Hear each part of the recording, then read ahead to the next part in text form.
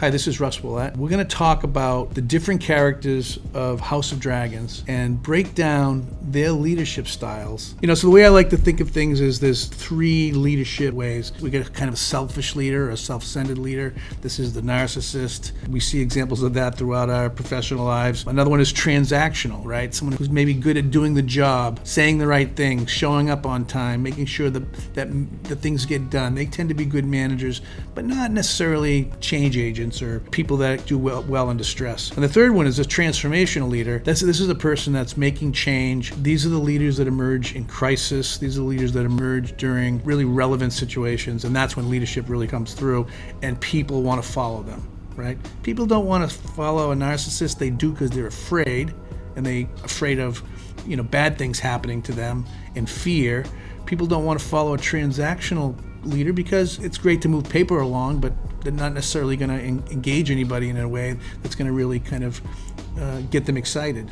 But transformational leaders are really interesting. So where do these people fall into this? King Viserys, I'll put him at a transactional leader. This democratic style that he has. He's got no political acumen whatsoever. He's easily manipulated. He's not a really good surveyor of morality or even loyalty. Everybody around him is running around trying to manipulate him in some way or another, and what's presented in the show is he has no clue. He might have a clue, and he gets aggravated with it, but he really sees he's going to play this political game, which he hates. He completely detests it. Definitely a transactional person. What you see is that you see him, takes advice from the bad influences, rejects advice from the good advisors, the people that are in the field, the people that are telling him things. He listens to a few people who easily are sycophants and at the same time manipulating everything he does.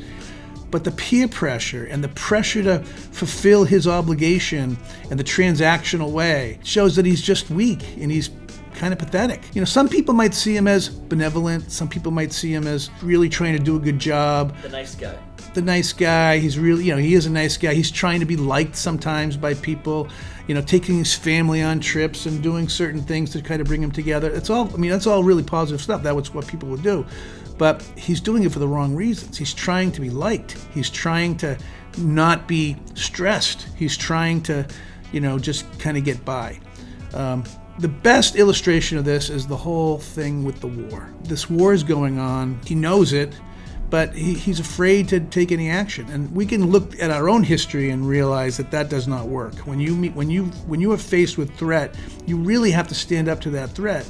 And he's kind of just, hiding away. No, we don't want to start a war. We don't want to do anything.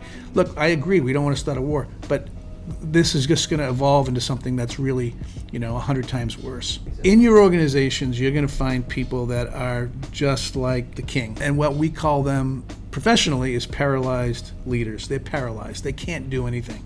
They can't make decisions. They can't decide on what to do. They're bouncing from one thing to another. They tend to be a little neurotic. They tend to be, afraid of their own shadow and just react to everything. They're definitely not good leaders. Now, the king found himself in this role. Probably wasn't planning on it. Probably wasn't prepared for it.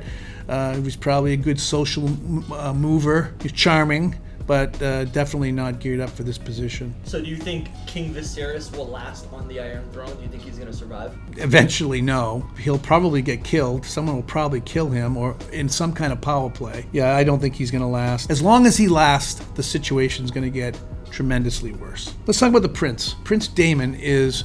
at first he comes across as probably someone who's ascended transactional leadership, and it's really maybe transformational, but there's this whole social construct going on where he thinks he's going to be king, and all of a sudden he's denied that. So that kind of sets him off into a different kind of place, and his narcissism really kind of takes over. That's not to say that he wouldn't be a good leader in a certain situation, but he is so upset about the fact that he's not going to be king that he really goes off the deep end. So at this point, I would say he's he's level 1. I'd say he's a selfish person right now. And I guess the strongest indication of his really just anger and vitriol towards the whole situation is when, in episode 3 at the end, where he gets word that the king is going to come to his rescue, and he's like, I'd rather die than have that happen. It's not going to happen. And then he charges in, and I don't know if this is planned or not, but all I know is that he's dragging out his enemy. That's how driven and determined he's going to be. So he's going to create, just like a narcissist would, complete destruction. His route to leadership is, I'm going to destroy everything I touch. There's one little scene where he's talking to the princess, his niece, and there's one little scene where he shows a little bit of emotional intelligence, which is interesting, but for the most part, because, and if he was granted the kingship after his brother, and if that, he probably would have been a good advisor, but it didn't look like the king was actually interested in his advice. In the office or in the organization, this is sometimes the selfish high performer. This is the person that is so good at what they do, that whether they're an engineer, a salesperson, or they just have an equity of value in the company or in the organization that no one touches them. No one's people just put up with their BS because they just can't deal with it. They don't know how to deal with him. They're afraid, and because he's bringing value, they're letting him do whatever he or she wants to do. My advice is if somebody is like that, performs really well, and can get along, and can kind of support the culture, then fine. But if you start seeing these people destroy the culture, and can get that angry about things, then it's not necessarily great for the culture of the organization. Do you think Damon will sit on the Iron Throne? I don't think so. He might set up his own shadow government. Claim to be king. I think that's kind of being set up in the third episode.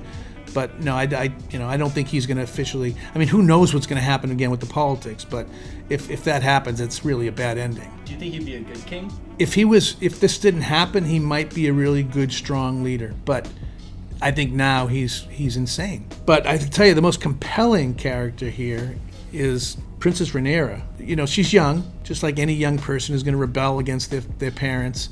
But she's also dealt some kind of confusing blows. One is first of all, she's being ignored to be the heir of the throne, and that's upsetting to her. She seems that they're presenting her as having some intuition, some good political acumen. She gives advice to her father, and of course he poo-poos it and puts her down, and she's subjugated to serving wine to the council, which is pretty pathetic.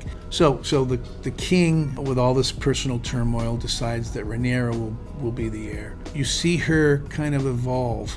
Once she gets that word she thinks she's in, and then when the new family starts, she starts to devolve again and starts to feel frustrated. She doesn't go off the deep end like her uncle, but she's rebelling, and she's fighting and trying to figure out her way. There's that whole episode with the white stag. Right? They're hunting for the white stag, and she knows her father's hunting for the white stag, and he ends up killing a substitute stag in a very awful way. It just illustrates how pathetic he is. And then she sees the white stag, and she makes a choice. She makes a choice not to do something. It tells us a couple things. She's in control.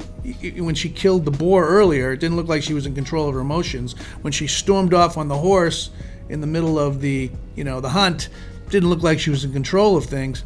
But in that moment, she felt the power to have, and she had a choice, and the choice was to kind of let it pass. And that's powerful. That shows that she has emotional intelligence. That shows that she's thinking at a little different level. The jury's out to whether she'll be a transformational leader, because there's a lot of politics going on. If she was in my organization, I would send her to some development programs, I would be mentoring her, and I would be using everything I could to kind of get her to where she needs to be. That's really what the king should be doing. Do you think Rhaenyra will sit on the throne? Well, I don't know. I did look ahead a little bit. I went and Googled what happens to Rhaenyra. I think it's going to be a journey. It seems to me like my intuition tells me that she would be a warrior. I mean, she does ride a dragon, right? Yeah. So that's pretty intense. The king is what I called a paralyzed leader. Transactional, democratic, in his own head, non-political. The prince is dynamic, has transformational qualities, but his narcissism has taken over, and he's just going to destroy things. And Rhaenyra, if I was writing the story, she would sit on the throne, and it would be a happy ending. But that's not how Game of Thrones goes. If you have any questions about this, you can email me at russ@sojournpartners.com. Follow along as we continue this journey to create personal power. Thanks.